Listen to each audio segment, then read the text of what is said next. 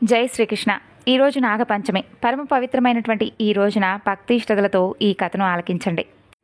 పూర్వం ఒక గ్రామంలో కాపురెడ్డి అనే వ్యక్తి ఉండేవాడు. అతనికి 7 కుమారులు, ఒక్కగానొక్క కూతురు ఉండేది. ఆమె పేరు అన్నలక్కమ్మ. కాలవశమున కాపురెడ్డి మరణిస్తాడు. అతని కుమారులు ఆ ఒక్కగానొక్క చెల్లెలను గారాబంగా పెంచుకుంటూ ఉండేవారు. కొన్ని రోజులు గడిచిన తర్వాత శ్రావణ మాసం వస్తుంది. శ్రావణ మాసం వర్షాలు కాబట్టి బాగా విపరీతమైనటువంటి వర్షాలు పడి ఉంటాయి. అన్నదమ్ములందరూ కూడా పొలంలో దునుటకై మడకలెత్తుకొని వెళ్తారు. ఇంట్లో ఉన్నటువంటి అన్నలక్కమ్మ ఒంటరిగా ఉంటుంది. అయితే వారు కడుపేదవారు. పేదవారైతే మాత్రం ప్రేమకు భేదతనం లేదు కాబట్టి ఆ ముద్దుల చెల్లెలు శనగలు వండి గుగ్గిళ్లు చేసి మధ్యాహ్నం కాగా కడవలో బాగా నీళ్లు నింపుకొని రాగి ముద్దలను శనగపప్పులను ఎత్తుకొని అన్నగారులు దున్నుతున్నటువంటి పొలానికి వెళ్తుంది. అంతలో పొలంలో దారుణం జరిగిపోతుంది. అన్నదమ్ములు దున్నుతూ ఉన్నప్పుడు తమ జమీనులో ఒక పుట్టను చూసి ఆ పుట్టను కూడా కొడితే మహా హెచ్చుగా మనకు పొలం లభిస్తుంది, చక్కగా పండించుకోవచ్చు అనేటటువంటి ఆశతో ఆ పుట్టను కొట్టి దున్నుతారు. వెంటనే దానిలో ఉన్నటువంటి నాగరాజును చూసి అన్నదమ్ములు కర్రలెత్తుకొని దానిని కొట్టబోయి ఆ నాగరాజు తప్పించుకొని ఆ 7 అన్నదమ్ములను కాటువేస్తుంది. శివశివ అంటూ వారందరూ కూడా విషం కక్కి నేలపై పడిపోయి చనిపోతారు. అన్నల భోజనం తీసుకొని వస్తూ ఉంటుంది అన్నలక్కమ్మ. కానీ అన్నదమ్ములు ఆమెకు కనిపించలేదు. మడకలు అస్తవ్యస్తంగా పడుంటాయి. వృషభాలు చల్లా చెదురై ఉంటాయి. దిక్కు తెలియక ఆ ముద్దుల చెల్లెలు మరికొంత దూరం వచ్చేసరికి నేలపై పడి ఉన్నటువంటి అన్నలను చూసి ఆమె కంటతడి పెట్టుకుంటుంది. అన్నలారా, నాయనలారా అంటూ పదే పదే వారిని పిలుస్తూ ఉంటుంది. మీకోసం తెచ్చినటువంటి భోజనం ఇదిగోండి, పైకి లేవండి అంటూ భోజన సామాగ్రిని దించుతూ అన్నలారా, ఏమైంది మీకు? ఎందుకు ఇలా నేలపై పడి ఉన్నారు? ఆకలి చేత అలిసిపోయారా? లేదంటే భోజనం తేవడం ఆలస్యమైందని చెప్పి నాపై కోపమా? ఎందుకు మాట్లాడడం లేదు అంటూ ఆ చెల్లెలు అన్నలందరి దగ్గర నుండి పరీక్షిస్తూ ఉంటుంది. వారు ప్రాణహీనులని తెలిసిన వెంటనే భగవంతుడా అంటూ ఆ బాధతో మూర్చపోతుంది. మూర్చ నుండి తేలినటువంటి పిమ్మట వారి వద్ద కూర్చొని ఏడుస్తూ ఉంటుంది. అన్నలారా, నాకింకా మరి ఇక ఎవ్వరూ కూడా దిక్కులేరే, చెల్లాయి అంటూ పిలిచేవారు లేరెవరే? ఆ భగవంతుడికి కరుణ లేకపోయినా ఓ భగవంతుడా, నా అన్నదమ్ములను బ్రతికించండి, లేదా నా ప్రాణాలను కూడా తీసుకుని వెళ్ళండి. పుట్టినప్పటి నుండి ఒకే ప్రాణంగా అన్నలతో బ్రతికి ఉన్నాను. వారు పోయిన తర్వాత నేను ఇక బ్రతకలేను. ఓ దేవతలారా, నా మొర వింటున్నారా అంటూ నా మొరను వినండి అంటూ ఎక్కుపెట్టి ఆ ముద్దు చెల్లెలు అన్నదమ్ములను కౌగిలించుకొని ఏడుస్తూ ఉంటుంది. ఆ శోకానికి రాళ్ళు మానులు కరుణతో కరిగిపోతూ ఉంటాయి. అదే సమయంలో ఆకాశ మార్గమున పార్వతీ పరమేశ్వరుడు విహారం చేస్తూ ఆ రోదన విని గౌరీదేవి, నాదా, ఆ ఆడకూతురి శోకాన్ని పరిహసించుట మన ధర్మం కదా. మరి వెంటనే ఆ ఆది దంపతులు బ్రాహ్మణ వేషధారులై వచ్చి, ఓ కూతురా, ఈ పుట్టను నాశనం చేసి నాగరాజు యొక్క కోపానికి నీ అన్నలు కారణమయ్యారు. ఈరోజు విశేషమైనటువంటి నాగపంచమి. భక్తితో నీవు గౌరీ సహితంగా నాగరాజును పూజతో మెప్పించు. అలాగే నీవు ఏ విధంగా అయితే భక్తి శ్రద్ధతో పూజ చేస్తావో ఆ తరువాత నీ అన్నలు తిరిగి తప్పక బ్రతుకుతారు అంటూ కన్నీరు తుడిచి వ్రత విధానం చెప్పి ఆ చెల్లెలు వ్రతం చేసేందుకు ఉద్యుక్తురాలు కాగా ఆ తరువాత పార్వతీ పరమేశ్వరుడు అక్కడి నుండి వెళ్ళిపోతారు. తర్వాత ఆ అన్నలక్కమ్మ పూజ చేసేందుకై సిద్ధపడి ఏటిలో స్నానం చేసి పూజను ప్రారంభిస్తుంది. పూజకు సామాగ్రి లేవు కదా, అయితే నేను భక్తితో భగవంతుడికి ఏం సమర్పణ చెయ్యాలి అనుకుంటూ ఆ వనితామణి ఇసుక దిబ్బను చూసి అదే గౌరీదేవి అనుకుంటుంది. ఓ జగదంబ, ఈ బీదరాలను కాపాడమ్మా. ఈ తెచ్చినటువంటి రాగి ముద్దలే నీకు చలిపిండిగా పెట్టబోతున్నాను. ఈ శనగలే నీకు నైవేద్యంగా పెట్టబోతున్నాను. భక్తే నీకు ప్రాధాన్యం కాబట్టి నీకు ధూపదీపాలు ఏమీ లేవు నాయనా. ఓ నాగరాజా, నా ప్రార్థనను మన్నించు, నా అన్నల తప్పులను క్షమించి కాపాడు. ఓ తల్లి దాక్షాయని, చిరకాలం కూడా నా అన్నలకు దీర్ఘ సౌఖ్యాలిచ్చి బ్రతికే విధంగా అనుగ్రహించు తల్లి అంటూ ఆమె స్తోత్రం చేస్తుంది. ఆమె భక్తికి మెచ్చి ఆకాశంలో ఉన్నటువంటి పార్వతీ పరమేశ్వరుడు అభయహస్తంతో ఆశీర్వదించి ఆకాశం నుండి పుష్పాక్షతలు కురిపిస్తారు. ఆ తరువాత ఆ ఇసుక దిబ్బయే బంగారు గౌరిగా కనిపిస్తుంది. ధూపదీపములు కోటి సూర్య తేజములుగా వెలుగుతూ ఉంటాయి. ఆనందంతో అక్షింతలు అన్నలపై చల్లిన వెంటనే వారందరూ కూడా నిద్ర నుండి లేచినట్లుగా లేచి, చెల్లాయ్, ఏమిటి ఆశ్చర్యం, మేము మళ్ళా ఎలా బ్రతికామని అడుగుతారు. అప్పుడు నాగరాజు మనుష్య రూపంలో కనిపించి, అన్నలారా, ఈ ముద్దుల చెల్లెలు చేసినటువంటి నాగపంచమి వ్రత ప్రభావం వలన మీ ప్రాణాలు తిరిగి వచ్చాయి అని చెప్పి మాయమవుతాడు. అప్పుడు ఆ అన్నదమ్ములందరూ కూడా స్నానమాచరించి నాగరాజుకు క్షీరాన్ని అర్పించి ప్రార్థన చేసుకొని ఇంటికి వెళ్ళి అందరూ కూడా భోజనం చేస్తూ ఉన్నటువంటి వేళ వేళలో చల్లాయ్, ఈ చలిపిండి ఎక్కడిది? ఈ భక్ష్యభోద్యాలన్నీ కూడా ఇప్పుడు నువ్వు చేశావా? ఆహా, నీ చేతి వంటలు ఈనాడు ఎంత రుచికరంగా ఉన్నాయి, దీనికి కారణం ఏమిటి అని అడిగి, ఓ అన్నలారా, దీనికి అంతటికీ కూడా ఆ గౌరీదేవి నాగరాజులే కారణం, వారి కృపయే కారణం అని చెప్పి ఆ చెల్లెలు చెబుతుంది. అన్నలందరూ కూడా ఆ ముద్దుల చెల్లెలని కౌగిలించుకొని, చెల్లాయ్, నీవు మాకు ప్రాణం, నువ్వు ఇచ్చినటువంటి, మాకు భగవంతుడు ఇచ్చినటువంటి భాగ్యదేవతవు, మా ఇంటి మహాలక్ష్మివి, మా ఇంటి దీపానివి అని చెప్పి కొనియాడి, చెల్లెలా, ఈ పీతాంబరం తీసుకో, ఈ ముక్కెర నీకు అలంకారంగా బాగుంటుంది, ఈ కంఠహారం నీకు తెచ్చాం, ఈ గాజులు నీ చేతికి మోజులు అంటూ అన్నలందరూ కూడా వివిధ వస్త్రాభరణాలు ఇచ్చి ఆమెను కొనియాడి, పరమేశ్వర కృపా కటాక్షం నీపై ఎప్పుడూ కూడా ఉంటుందని చెప్పి ఆమెకు తగినటువంటి భర్తతో వివాహం చేస్తారు. ఆమెను అత్తగారింటికి పంపిస్తూ, చెల్లెలా, నీ చేత మేము ఎంతో రుచికరమైనటువంటి భోజనాన్ని తిన్నాం, మరలా మాకు ఎప్పుడు పెడతావు అని అడుగుతారు. అన్నలారా, ప్రతి నాగపంచమి నాడు మీరందరూ కూడా నా చేతి భోజనం చేసి సంతోషంగా ఉంటారు అని చెబుతుంది. ఆనాటి నుండి నేటి వరకు అక్కా చెల్లెలకు వస్త్రభూషణాలను ఇస్తారు. వారిని తృప్తిపరచడం సాంప్రదాయంగా మారిపోతుంది. అన్నదమ్ములు ఉన్నటువంటి ప్రతి ఆడకూతురు ఈనాడు వారిని భోజన పానాదులతో తృప్తిపరచి వారి ఆశీర్వాద శుభాకాంక్షలు పొందుట సాంప్రదాయంగా మారింది. ఇలా నాగపంచమి వ్రతం అందరూ కూడా సంతోషంగా చేసుకొని వ్రతకథను విని అందరం సంతోషంగా ఉందాం. ప్రతి సంవత్సరం అన్నలక్కమ్మ నాగపంచమి నాడు వ్రతం చేసుకుంటూ ఉండేది.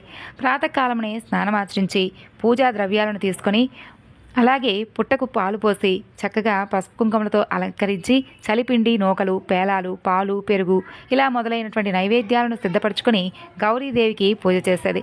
నాగరాజుకు పూజ చేసి పుట్టలోపల పాలర్పించి నాగరాజు యొక్క అనుగ్రహాన్ని పొందేది. ఇక ఈ విధంగా ఎవరైతే నాగపంచమి నాడు ఈ వ్రతాన్ని ఆచరిస్తారో వారందరికీ కూడా సకల శుభాలు కలుగుతాయి అంటూ ఆ యొక్క అన్నలక్కమ్మ నాగరాజును వేడుకుంటుంది. తదాస్తు అంటూ నాగరాజు ఆమెను దీవిస్తాడు. పూర్వం మణిపురం అనే ఒక గ్రామంలో ఒక రైతు ఉండేవాడు.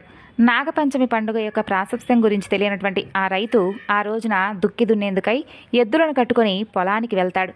నిజానికి నాగపంచమి నాడు పొలాలు దున్నడం, గుంటలు త్రవ్వడం, మంటలు పెట్టడం శాస్త్ర ప్రకారం నిషిద్ధం. ఈ సంగతి తెలియనటువంటి ఆ రైతు దుక్కి దున్నడం మొదలు పెడతాడు. ఆ పొలంలో ఒక కలుగులో ఒక నాగిని తన పిల్లలను దాచుకుని పెంచుకుంటూ ఉంటుంది. రైతు పొలం దున్నుతూ ఉన్నప్పుడు నాగలి కర్రకు చిక్కుకున్నటువంటి పాము పిల్లలు చనిపోతాయి. ఆ సమయంలో నాగిని ఆహారం కోసం బయటకు వెళ్తుంది. నాగిని వచ్చేలోపు దుక్కి దున్నడం ముగియడంతో ఆ రైతు కూడా తన ఇంటికి వెళ్ళిపోతాడు. చచ్చి ఉన్నటువంటి తన పిల్లలను చూసినటువంటి నాగిని కోపంతో బుసలు కొట్టి తన పిల్లలను చంపినటువంటి వ్యక్తిని కనిపెట్టేందుకై గ్రామంలోకి వెళ్తుంది. అలా గ్రామంలో వెతుకుతూ ఉండగా ఒక ఇంటి ముందున్నటువంటి నాగలి కర్రకు నెత్తుటి మరకలు కనిపిస్తాయి. ఆ ఇల్లు ఉదయం దుక్కి దున్నినటువంటి రైతుది. వెంటనే ఇంట్లోకి దూసుకెళ్లినటువంటి నాగిని సదరు రైతుతో పాటు అతని కుటుంబ సభ్యులందరినీ కూడా కాటు వేసి చంపుతుంది. అయినప్పటికీ ఆ నాగిని కోపం చల్లారలేదు. ఎందుకంటే ఆ రైతు పెద్ద కూతురు పొరుగురులో అత్తవారింట్లో కాపురం చేసుకుంటూ ఉంటుంది. ఆవిడ్ని కూడా చంపేయాలనేది నాగిని యొక్క తంత్రం. ఏమాత్రం ఆలస్యం చేయకుండా ఆ ఊరికి బయలుదేరినటువంటి నాగిని అక్కడ దృశ్యాన్ని చూసి స్తంభించిపోతుంది. ఎందుకంటే అక్కడ నాగపూజ జరుగుతూ ఉంటుంది. ఆ రైతు పెద్ద కూతురు తన ఇంటి గోడలపై నాగుల బొమ్మలను చిత్రించి యథాశక్తితో నియమనిష్టలతో నాగపూజ చేస్తూ ఉండడం ఆమె కంటపడుతుంది. ఆమె భక్తి ప్రభావానికి నాగినిలో ఉన్నటువంటి పగా జ్వాలలన్నీ కూడా చల్లారిపోతాయి. అందుకు శాంతించినటువంటి నాగిని ఆ రైతు పెద్ద కూతురు పెట్టినటువంటి నైవేద్యాన్ని ఆరగించి తన భక్తురాలికి తీరనటువంటి అపకారం చేశాను అనేటటువంటి తలంపుతో జరిగినటువంటి సంగతంతా కూడా పోసగుచ్చినట్లుగా చెబుతుంది. అప్పుడు ఆమె తన తండ్రి కుటుంబాన్ని బ్రతికించుకునేటటువంటి మార్గం చెప్పమంటూ నాగిని పరిపరి విధాలుగా ప్రార్థిస్తుంది. అప్పుడు ఆ నాగిని రైతు పెద్ద కూతురుకు ఓ విధమైనటువంటి అమృతాన్నిచ్చి దానిని తీసుకుని వెళ్ళి చనిపోయిన వారి కళేబరాలపై చల్లమని చెబుతుంది. ఆ అమృతాన్ని అందుకున్నటువంటి రైతు పెద్ద కూతురు పరుగున వెళ్ళి తన తండ్రి, తల్లి, సోదర సోదరీమణులపై చిలకరింపగా వారందరూ కూడా నిద్రలో నుండి మేలుకున్నట్లుగా లేచి కూర్చుంటారు. ఆమె తన వారికి జరిగినటువంటి సంగతంతా వివరించి ఇకపై శ్రావణ పంచమి నాడు నాగపంచమి వ్రతం చేయమంటూ చెబుతుంది. నాగపంచమి పూజను చేసిన తర్వాత ఇంట్లో పెద్దావిడ వ్రతకథను చెప్పి తన చేతిలో ఉన్నటువంటి అక్షంతలను అందరికీ ఇస్తుంది. అందరూ కూడా అక్షంతలను తలపై చల్లుకుంటారు. ఆ విధంగా ఆ యొక్క పూజ ముగుస్తుంది. నాగపూజ చేయడం వలన సమస్త శుభాలు కలుగుతాయి. అలాగే సర్పదోషాలు, అలాగే కుజదోషాలు ఇటువంటివన్నీ కూడా తొలగిపోతాయి. మనకు తెలిసి ఎవరూ కూడా తెలిసి తెలియక కొన్ని చేసేటటువంటి తప్పులు మనపై అంతగా ప్రభావం ఇప్పుడు చూపించకపోవచ్చు. కానీ గత జన్మ తాలూకులో ఉన్నటువంటి పాపపుణ్యాలన్నీ కూడా ఏదైనా సర్పదోషాలు కానీ ఇప్పుడు మనకు ఎంతో కొంత చూపిస్తూనే ఉంటాయి. కాబట్టి ఈ రోజున నాగదేవతను పూజిస్తే మనకు ఉండేటటువంటి సకల పాపాలు అలాగే సర్పదోషాలు అన్నీ తొలగిపోతాయి. నాగదేవతను పూజించే ఇంట్లో ధనానికి లోటుండదు. అట్టివారికి పుత్ర పౌత్రాభివృద్ధితో వంశాభివృద్ధి కలిగి సమస్త సుఖశాంతులు లభిస్తాయి. మరి ఎంతో విశేషమైనటువంటి ఈ నాగపంచమి నాడు మరొక పరమ పవిత్రమైనటువంటి కథ గురించి తెలుసుకొని స్వామి అనుగ్రహాన్ని పొందుదాం. పూర్వం ఒకప్పుడు సువిశాలమైనటువంటి పచ్చదనంతో కలకలలాడేటటువంటి రత్నపురి అనే ఒక అందమైనటువంటి రాజ్యం ఉండేది. ఆ రాజ్యాన్ని ధర్మవర్ధనుడు అనేటటువంటి దయామయుడైనటువంటి ఒక రాజు పరిపాలిస్తూ ఉండేవాడు. అతని పరిపాలనలో ప్రజలందరూ కూడా సుఖ సంతోషాలతో ఎటువంటి భయం లేకుండా ఆనందంగా జీవిస్తూ ఉండేవారు. ఆ రాజు ఎప్పుడూ కూడా న్యాయాన్నే పాటిస్తూ ఉండేవాడు. చెడు మార్గంలో నడిచేవారిని కఠినంగా శిక్షిస్తూ ఉండేవాడు. ఆ రాజుకు మాలిని అనే ఒక కుమార్తె ఉండేది. యువరాణి మాలిని అసమాన సౌందర్యానికి అలాగే మంచి హృదయానికి గొప్ప పేరుగా ఉండేది. ఆమె ప్రజలందరికీ కూడా ఎంతో ఇష్టమైనది. ఇక ఆమె చిరునవ్వు ఆ రాజ్యానికి వెలుగును ప్రసాదించేది. కానీ ఆ రాజ్యానికి కొంత దూరంలో ఒక దట్టమైనటువంటి చీకటి అడవి ప్రాంతంలో క్రూరసింహుడు అనేటటువంటి అత్యంత శక్తివంతమైనటువంటి భయంకరమైనటువంటి ఒక రాక్షసుడు ఉండేవాడు. అతను తన యొక్క మాంత్రిక విద్యలతో దుష్టశక్తులతో ప్రజలందరినూ కూడా భయభ్రాంతులకు గురి చేస్తూ ఉండేవాడు. అయితే ఒకనాడు దురదృష్టవశాత్తు ఆ రాక్షసుడు తన యొక్క దుష్టశక్తులన్నింటినీ కూడా ఉపయోగించి యువరాణి అయినటువంటి మాలినిని అపహరించి ఆమెను తన యొక్క మంత్రలోకంలో ఉన్నటువంటి ఒక అదృశ్య సరసాలలో బంధిస్తాడు. ఆ మాంత్రికుడికి చావు లేదని చెప్పి అతను 7 సముద్రాల అవతల ఉన్నటువంటి ఒక పురాతన విశాలమైనటువంటి మర్రి చెట్టు త్వరలో ఒక పక్షిలో దాగి ఉన్నాయని అతని ప్రాణాలు ప్రజలందరి విశ్వాసం. అయితే అతన్ని అంతం చేయాలంటే ఆ పక్షిని నాశనం చేయాల్సిందే అని చెప్పి ఆ విషయం రాజైనటువంటి ధర్మవర్ధనుడికి తెలుస్తుంది. తీవ్రమైనటువంటి దుఃఖంలో మునిగిపోయి ఉంటాడు ఆ రాజు. యువరాణిని కాపాడటానికి మాంత్రికుడిని అంతం చేయడానికి రాజ్యంలో ఉన్నటువంటి అనేక మంది వీరులు శూరులు ప్రయత్నిస్తారు. కానీ మాంత్రికుడి యొక్క దుష్టమాయలకు బలై ఎవ్వరూ కూడా తిరిగి అక్కడికి రాలేకపోతారు. ఇక ఆ రాజు నిరాశతో నిస్సహాయంగా ఉంటాడు. ఆ సమయంలో రత్నగిరి రాజ్యంలో ఆదిత్య అనే ఒక ధైర్యవంతుడైనటువంటి యువకుడు ఉండేవాడు. అతను మంచి మనసు కలిగినవాడు, పరాక్రమశాలి, ధర్మం పట్ల ఎంతో నిబద్ధత కలిగినవాడు. చిన్నప్పటి నుండి కూడా అతను ఆదిత్య సాహసమైనటువంటి కథలు వింటూ పెరిగాడు. అన్యాయాన్ని అంతం చేయాలని, బలహీనులకు సహాయం చేయాలని చెప్పి కలలు కంటూ ఉండేవాడు. యువరాణి మాలిని గురించి, ఆమె అపహరణ గురించి విన్నప్పుడు ఆదిత్యుడు ఎంతో బాధపడతాడు. ఎలాగైనా యువరాణిని కాపాడాలని చెప్పి ప్రజలను ఆ మాంత్రికుడి బారి నుండి బయటపడాలని చెప్పి ఆ ఆదిత్యుడు సంకల్పించుకుంటాడు. రాబోయేది నాగపంచమి పండుగ. ఇది ఎంతో గొప్ప పండుగ. సర్పదేవతలను పూజించేటటువంటి పవిత్రమైనటువంటి రోజు. సర్పాలు కేవలం భయపెట్టే జీవులు కావు. అవి ధర్మానికి రక్షకులుగా ఉండేటటువంటి, అలాగే సంపదకు ప్రతీకగా, ముఖ్యంగా అన్యాయం చేసేవారిని శిక్షించేవిగా మనందరం నమ్ముతాం. ఇక ఎవరైనా కానీ అన్యాయం చేస్తే, దుష్ట మార్గంలో ప్రయాణిస్తే ఈ యొక్క నాగుపాము వారిని కాటువేసి శిక్షిస్తుందనేటటువంటి సమయంలో ధర్మాత్మలకు సహాయం చేస్తుందనేటటువంటి మంచి తలంపుతో ప్రజలు నమ్మేవారు. నాగపంచమి రోజున ఆదిత్య అడవిలో ఒక పురాతనమైనటువంటి నాగదేవత పుట్ట దగ్గరకు వెళ్తాడు.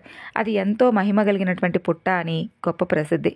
ఆదిత్య స్నానం చేసి భక్తి శ్రద్ధలతో పాలు, తేనె, అరటి పండ్లు, పువ్వులు సమర్పించి నాగదేవతను ఈ విధంగా ప్రార్థిస్తాడు. ఓ నాగదేవత, ఈ మాంత్రికుడు యొక్క దుష్టకర్మలకు ముగింపు పలకడానికి, అలాగే యువరాణి మాలినిని కాపాడటానికి నాకు మీరు సహాయం చేయండి. నా ప్రయత్నంలో నాకు మార్గదర్శకత్వంగా వహించండి. మీ అనుగ్రహం లేనిదే నేను ఈ మహాకార్యంలో విజయాన్ని సాధించలేనని చెప్పి అక్కడ ప్రార్థిస్తాడు. అతని ప్రార్థన హృదయపూర్వకంగా ఉంటుంది. ఆదిత్య యొక్క ప్రార్థన ముగియగానే ఒక అద్భుతం జరుగుతుంది. ఆ పుట్ట లోపల నుండి ఒక పెద్ద ప్రకాశవంతమైనటువంటి నాగుపాము బయటకు వస్తుంది. దాని శరీరం నుండి ఒక దివ్యమైనటువంటి కాంతి గొప్పగా ప్రసరిస్తూ ఉంటుంది. దాని కళ్ళల్లో అపారమైనటువంటి జ్ఞానం, అసాధారణమైనటువంటి దయ కనిపిస్తాయి. ఆదిత్యకు ఎంతో ఆశ్చర్యం కలుగుతుంది, కానీ భయం మాత్రం లేదు. నాగుపాము అతని ప్రార్థనను విన్నట్లుగా, అలాగే అతని యొక్క ధైర్యాన్ని అభినందించినట్లుగా మెల్లగా తల ఊపుతూ ఉంటుంది. ఇక నాగుపాము ఒక మనుషుడి వలె సృష్టంగా మాట్లాడటం మొదలు పెడుతుంది. ఓ యువకుడా ఆదిత్య, నీ ధైర్యం, నీతి, అలాగే నీలో ఉన్నటువంటి స్వచ్ఛమైనటువంటి ప్రేమ నాకు నచ్చాయి. నీవు చేస్తుంది ధర్మకార్యం. కాబట్టి ఆ యొక్క మాంత్రికుడు క్రూరసింహుడు తన ప్రాణాలను 7 సముద్రాల అవతల ఉన్నటువంటి ఒక పురాతన భారీ మర్రి చెట్టులో అక్కడ ఉన్నటువంటి ఒక పక్షిలో దాచి ఉంచాడు. ఆ పక్షిని నాశనం చేస్తేనే అతను అంతమవుతాడు. కాబట్టి నేను అక్కడికి చేరుకోవడం చాలా కష్టం. ఆ మార్గం ప్రమాదాలతో నిండుంటుంది. అపారమైనటువంటి దూరంలో ఉంది. నేను నీకు సహాయం చేస్తాను. నా వీపుపై కూర్చో. నేను నిన్ను అక్కడికి తప్పకుండా తీసుకుని వెళ్తాను అని చెబుతుంది. ఇక ఆదిత్య కృతజ్ఞతాభావంతో ఆ నాగుపాముకు నమస్కరిస్తాడు. ఆ తరువాత అతను వెంటనే నాగుపాము విశాలమైనటువంటి వీపుపై ఎక్కుతాడు. నాగుపాము ఒక మెరుపులాగా వేగంగా ప్రయాణించడం మొదలుపెట్టింది. అది గాలిలో సముద్రాల మీదుగా, ఎత్తైనటువంటి పర్వతాల మీదుగా ప్రయాణిస్తూ ఉంటుంది. దట్టమైనటువంటి అరణ్యాల మీదుగా దూసుకుపోతూ ఉంటుంది. ఇక అద్భుతమైనటువంటి వేగంతో 7 సముద్రాలను కూడా దాటుతారు. చివరికి వారు ఒక నిర్మానుష్యమైనటువంటి మారుమూల ద్వీపానికి చేరుకుంటారు. అక్కడ ఒక అద్భుతంగా సముద్ర తీరంలో ఒక విశాలమైనటువంటి పురాతనమైనటువంటి ఒక మర్రి చెట్టు అక్కడ కనిపిస్తుంది. దాని కొమ్మలు ఆకాశాన్ని తాకుతున్నట్లుగా ఉంటాయి. ఇక దాన్ని చూడగానే ఆదిత్యుడు ఆశ్చర్యపోతాడు. ఇక ఆదిత్య నాగుపాము సహాయంతో చెట్టు వద్దకు వెళ్తాడు. వెళ్ళగానే నాగుపాము చెప్పినట్లుగా ఆ చెట్టు మధ్యలో ఒక పెద్ద తొర్ర ఉంటుంది. ఆ తొర్ర లోపల ఒక చిన్న ప్రకాశవంతమైనటువంటి పక్షి కనిపిస్తుంది. అది అద్భుతమైనటువంటి కాంతితో వెలుగుతూ ఉంటుంది. ఇక ఆ పక్షి మాంత్రికుడు ప్రాణమని చెప్పి ఆదిత్యకు అర్థమవుతుంది. అయితే ఆ పక్షిని కాపలాగా అపారమైనటువంటి శక్తితో ఉన్నటువంటి భయంకరమైనటువంటి సర్పాలు, ఇతర విషపూరితమైనటువంటి జీవులు అక్కడ ఎన్నో ఉంటాయి. అవి మాంత్రికుడి యొక్క మాయాజాలంతో సృష్టించి ఉన్నాయి. ఆదిత్య తన ధైర్యాన్ని కూడా తీసుకొని నాగదేవతను, అలాగే తనను తీసుకొచ్చినటువంటి నాగుపామును తలుచుకొని ఆ పక్షిని పట్టుకోవడానికై ముందుకు వెళ్తాడు. ఆ కాపలా పావులన్నీ కూడా, ఆ జీవులన్నీ కూడా అతన్ని అడ్డుకోవడానికి ప్రయత్నిస్తూ ఉంటాయి. విషాన్ని చిమ్ముతాయి, కోరలతో దాడి చేయడానికి వస్తాయి. సరిగ్గా అదే సమయానికి ఆదిత్యకు సహాయంగా వచ్చినటువంటి నాగుపాము వాటితో భయంకరంగా పోరాడుతుంది. దాని దివ్యశక్తితో అక్కడ ఉన్నటువంటి ఆ కాపలా పాములను, జీవులను నిలవరిస్తూ ఉంటుంది.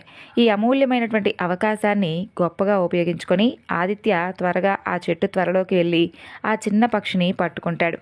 ఆ తరువాత ఆదిత్య ఆ పక్షిని తన చేతితో తీసుకోగానే మాంత్రికుడు క్రూరసింహుడు భయంకరంగా దద్దరిల్లిపోయే విధంగా కేకలు వేస్తాడు.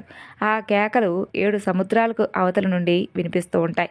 ఆ మాంత్రికుడి యొక్క శక్తి క్షీణించడం మొదలు పెడుతుంది. అతని శరీరంలో నుండి ప్రాణం క్రమంగా విడిపోతున్నటువంటి అనుభూతి పొందుతాడు. ఇక ఆదిత్య ఏమాత్రం ఆలస్యం చేయకుండా ఆ యొక్క పక్షిని గట్టిగా పిసుకుతాడు.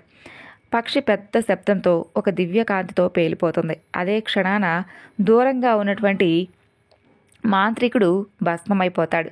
అతని దుష్టశక్తి పూర్తిగా అంతమైపోతుంది. ఆ తరువాత మాంత్రికుడు అంతమైనటువంటి వార్త వెంటనే రత్నగిరి రాజ్యానికి చేరుకుంటుంది. ప్రజలందరూ కూడా ఎంతో ఆనందోత్సవాలతో నిండిపోతారు. ఆదిత్య నాగుపాము సహాయంతో రాజ్యంలోకి తిరిగి వస్తాడు. ఆ తరువాత ఆయన మాంత్రికుడు అయినటువంటి చెరసాలలో బంధింపబడినటువంటి యువరాణి మాలినిని విడిపిస్తాడు. యువరాణి తిరిగి వచ్చినందుకు తమకు మాంత్రికుడి బారి నుండి విముక్తి కలిగినందుకు ఆ రాజ్యంలో ఉన్నటువంటి ప్రజలందరూ కూడా ఎంతో సంతోషిస్తూ ఉంటారు. ఇక ఆ రాజు ఆదిత్యకున్నటువంటి ధైర్యానికి, సాహసానికి ఎంతో సంతోషిస్తాడు. అతను ఆదిత్యను తన రాజ్యానికి మహాసేనాధిపతిగా ప్రకటిస్తాడు. యువరాణి మాలినికి తగినటువంటి వరుడు ఆదిత్యుడే. ధైర్యం, నీతి, అలాగే ధర్మం కలిగినటువంటి ఆదిత్య నా కుమార్తెకు తగినటువంటి భర్త అంటూ ప్రకటిస్తాడు.